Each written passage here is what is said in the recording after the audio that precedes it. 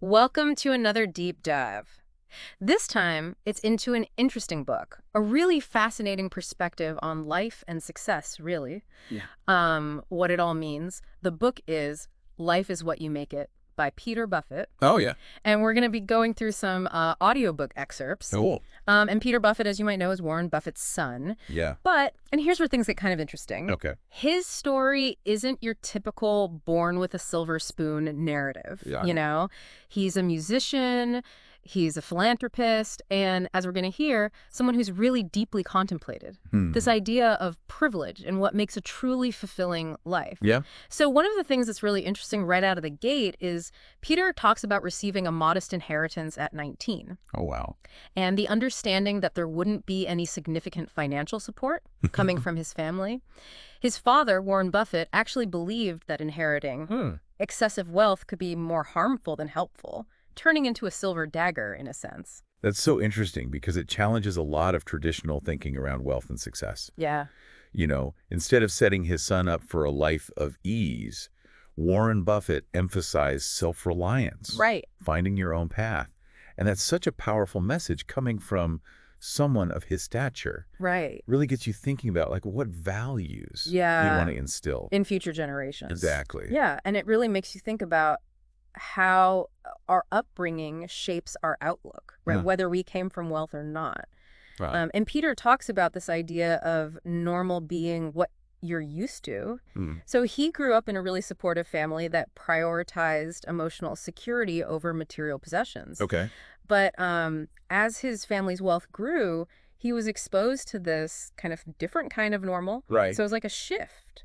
This really resonates with me. I think we often take our own experiences Yeah. as like a baseline for normal. Right. But Peter's story reminds us that everyone's normal is shaped by their own unique context. Right. Exactly. And this leads to another kind of big idea that Peter explores. Okay. No one deserves anything.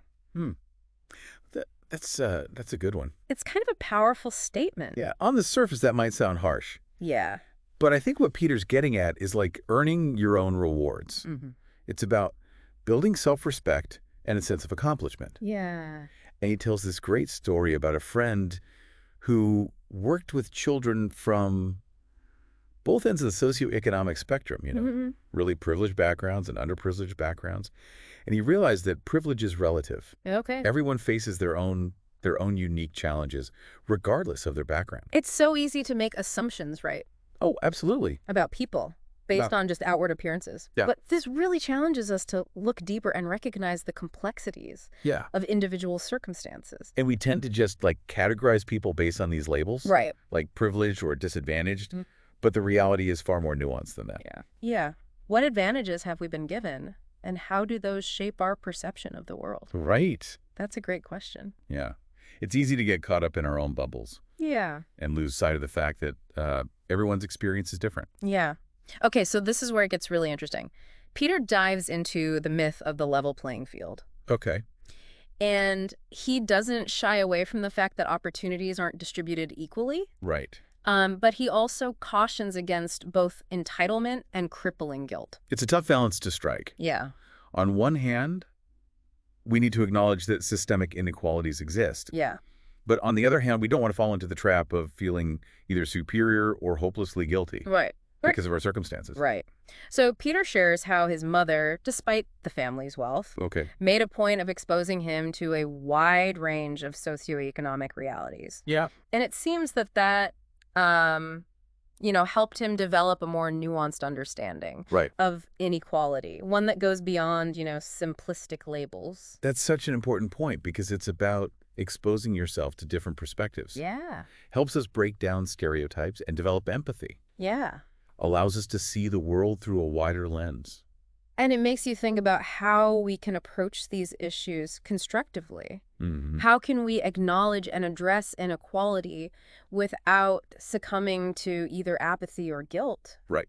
I mean, it's a challenge. It is. But I think Peter suggests that open-mindedness Mm-hmm. and a willingness to engage in difficult conversations are really key. Absolutely. It's not about pointing fingers, Right. assigning blame. It's about working together to create a more just and equitable world. Now, Peter also talks about this idea of the mixed blessing of choice, how having too many options can be just as paralyzing as having too few. Interesting. And he tells the story about wanting to skip his senior year of high school. Oh, wow. Which is pretty bold, right? Yeah. But what's interesting is his parents' reaction. They didn't shut him down or force him to stay on this, traditional path. This really speaks to the idea of parental influence. Yeah. Even in a family that champions individual choice, there were still subtle expectations. Yeah, definitely present. And it kind of brings up that question, how much are our choices truly our own? Yeah. How have your choices been shaped by external pressures or expectations? It's something we all grapple with. Yeah. It's almost impossible to, completely disentangle ourselves from societal norms. Right. And the expectations of our families, our friends, even the culture at large. Right. Yeah. So how do we navigate that? It's a good question. I mean, Peter doesn't offer a simple answer. Yeah. But maybe it starts with becoming aware of those influences and then consciously deciding which ones we want to let guide us. Right. And which ones we want to push back against. That's a really insightful way to put it. It's about taking ownership of our decisions. Yeah. Even if they're influenced by external factors. Okay. Now, this brings us to a topic that I find particularly fascinating, which is the mystery of vocation. Ooh. And Peter's definition of vocation isn't just about a job. He sees it as the life that's right for you. Right. And he contrasts the stories of two friends. One who always knew he wanted to be a writer. The other one was more of a happiness seeker. Took odd jobs, prioritized experiences over a traditional career path. Yeah. It's interesting to see how both approaches can lead to a fulfilling life. What I find so compelling about this is it challenges that traditional notion of a linear career path. Yeah. Suggests that there are many different ways to find fulfillment and make a meaningful contribution. Right. It's not about following some prescribed formula. Right. It's about figuring out what truly resonates with you and pursuing it with passion and purpose. Absolutely. So what's your definition of vacation? Ooh, that's a good question. And are you living in alignment with it? Another great question. Because if we're not, it's easy to feel lost, unfulfilled, or even resentful. Yeah. Right? But when we're doing work that we find meaningful, it energizes us, it inspires us, Yeah. and it gives us a sense of purpose. Right. And it's not about finding a job that's easy Right. or glamorous. It's about finding work that challenges us, Yeah. that allows us to grow, and that makes us feel like we're contributing something valuable. Right. And that brings us to Peter's concept of buying time. Okay. So he used his inheritance not to buy, fancy cars or a big house, but to invest in his passion for music. Okay. Which is pretty cool. Yeah. This is where his story takes a really interesting turn. He chose time over immediate financial gain. Yeah. Powerful reminder that sometimes the most valuable asset we have is time. Time to develop our skills, to pursue our passions, and to figure out what truly matters to us. Right. And he wasn't just sitting around waiting for inspiration to strike. Right. He was actively honing his craft, playing gigs, putting himself out there. Yeah. That's key. Yeah. It's about creating space for yourself to pursue your goals and to create opportunities. He even tells this incredible anecdote about washing his car in San Francisco. Washing his car in San Francisco. When, out of the blue, Oh, yeah. he has this chance encounter. I remember this. Yeah. Leads to a composing gig for a little-known cable channel at the time. Yeah. MTV. I mean, talk about, serendipity. I know. It's amazing. Right? And it perfectly illustrates how being open to new experiences and putting yourself out there can lead to unexpected opportunities. It's like the universe rewards those who are actively pursuing their passions. Yeah. Even if it's in, unconventional ways. Right. Yeah. Really makes you think about how we can invest in our own development, Yeah. even if we don't have this huge inheritance to fall back on. Right. Yeah. It's about making conscious choices about how we spend our time, our energy, our resources. Absolutely. And prioritizing what matters to us. Right. And being open to the possibility that, our paths might not unfold in a linear or predictable way. Yeah. That sometimes the most rewarding opportunities come from those unexpected detours and chance encounters. Totally. I think that's a great place to pause and reflect. We've covered a lot of ground. We have. From challenging assumptions about normal and privilege to exploring the importance of vocation and buying time. And we've only just scratched the surface of Peter Buffett's insights. But what I find so compelling so far is that this idea that we have more agency than we often realize. Right. We have the power to shape our own lives, Yeah. to define success on our own terms, and to create a future that feels authentic and meaningful. It's an empowering message. Yeah. It reminds us that we're not just passive recipients of fate. We're active creators Yeah. of our own destinies. Yeah, I like that. So we've been talking about investing time in yourself, creating opportunities, but Peter doesn't stop there. He goes on to emphasize it's not just about finding your bliss, it's about doing your bliss. Right. Which really resonated with me because it's easy to get caught up in dreaming about like what we want to do, Yeah. but not actually taking any concrete steps. Absolutely. And Peter talks about this, like his own experience transitioning from commercial work to more personal music projects. But this wasn't like a whimsical decision. Yeah. He acknowledged that there needs to be this balance between passion and practicality. It's about finding that sweet spot where your like internal compass aligns with what the world values. It's like finding the intersection of like what lights you up and what you can offer the world that others find valuable. Yeah. What? And that's where I think a lot of people get stuck. They might know what they're passionate about, Yeah. but they struggle to see how it can translate into a sustainable livelihood. Yeah. And Peter's story suggests that it's not like an either proposition. You can be both passionate and practical. It's about finding creative ways to weave your passions into your work. Yeah. Even if it's not, always obvious at first. Yeah, and it's it's inspiring because it suggests that we don't have to choose between making a living and pursuing our dreams. Right. There's a way to make both work. Yeah. But even when we're on the right track, like mistakes are inevitable. Oh, yeah. And Peter calls these portals of discovery. He has this great anecdote about two brothers who took wildly different career paths. One followed a traditional route. The other one kind of took this more winding road. Right. It's a powerful reminder that there isn't like one right way to do things. What matters is that we learn from our experiences. Yes. Both the successes and the failures. Peter's message is that mistakes aren't something to be feared or ashamed of. They're opportunities for growth and learning. Yeah. It shifts your whole perspective, doesn't it? Instead of seeing mistakes as these setbacks, we can view them as valuable feedback. Yeah. So think about a time when you made a mistake that actually led you to an unexpected discovery. Oh, absolutely. I mean, in my own career, some of the valuable lessons I've learned have come from moments where I stumbled or veered off course, and it forced me to reevaluate my assumptions and to find new and often better ways of doing things. And I think Peter's story reminds us that it's not about being perfect. It's about being willing to experiment, to take risks, and to learn as we go. Right. And sometimes what we think we want turns out to be quite different from reality. Yeah. Peter has this cautionary tale, be careful what you wish for. And he talks about getting his wish to score films. Oh, wow. Which sounds, like a dream come true, right? Yeah. But the experience wasn't all it was cracked up to be. Right. It forced him to confront the difference between hoping for something and actually preparing for it. It's a valuable lesson.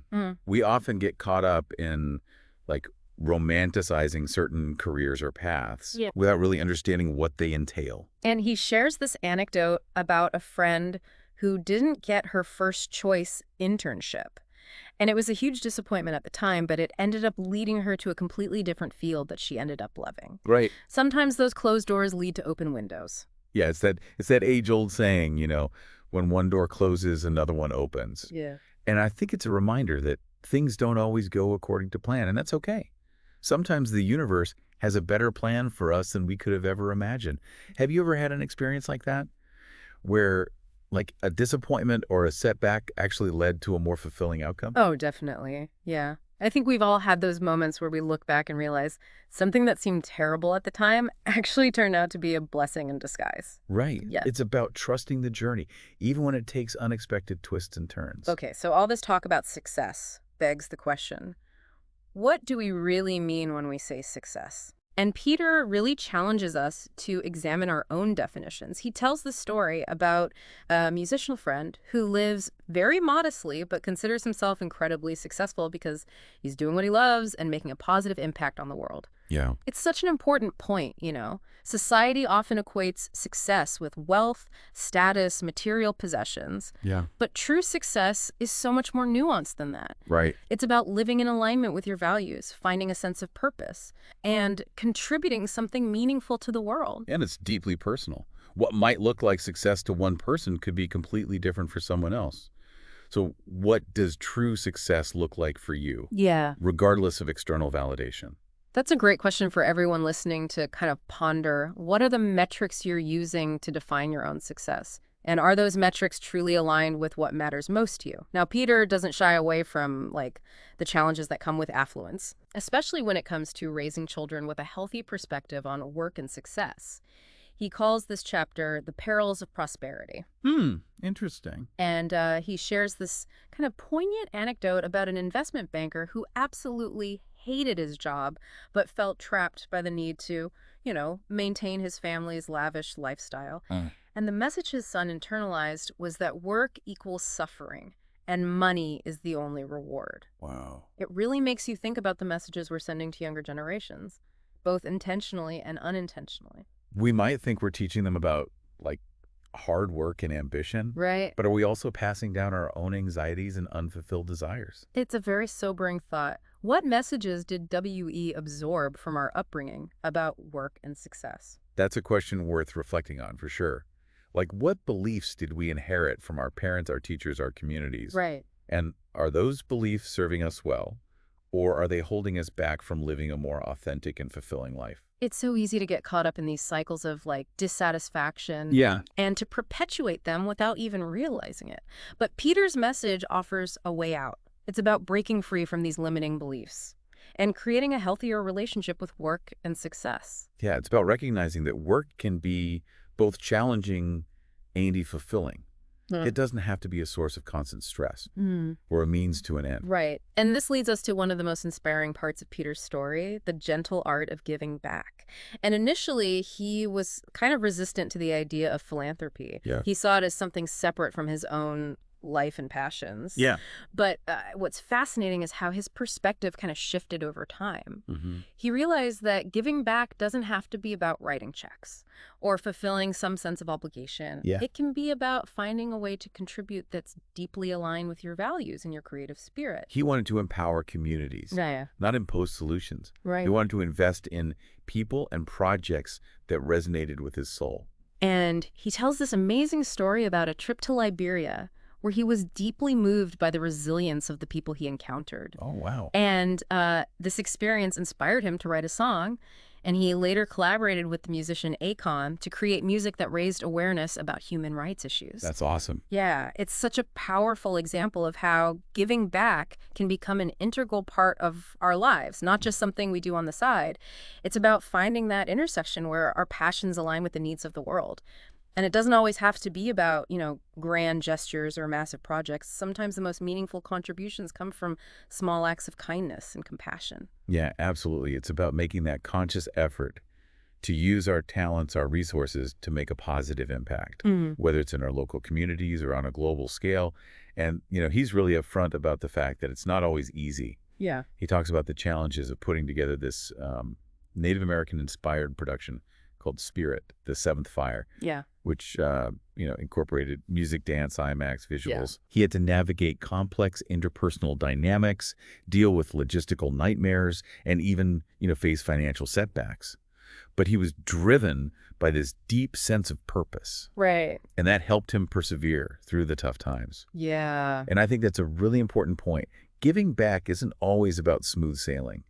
It often requires us to step outside our comfort zones, to challenge our assumptions, and to embrace the messiness of making a difference. Yeah. And it might not always look the way we expect it to. Sometimes the most impactful contributions come from, unexpected places. So as we wrap up this part of our deep dive, I want to leave you with this question. How can you contribute to a cause that resonates deeply with your values? Yeah. What talents, skills, or resources do you have that you can offer to the world? What issues or causes? Light a fire in your soul. Don't wait for the perfect moment or the ideal opportunity. Start where you are with what you have and trust that your efforts will make a difference. Yeah, it's easy to feel kind of overwhelmed by that idea, making a difference. Especially like when we're bombarded with all these images of global crises, complex social problems.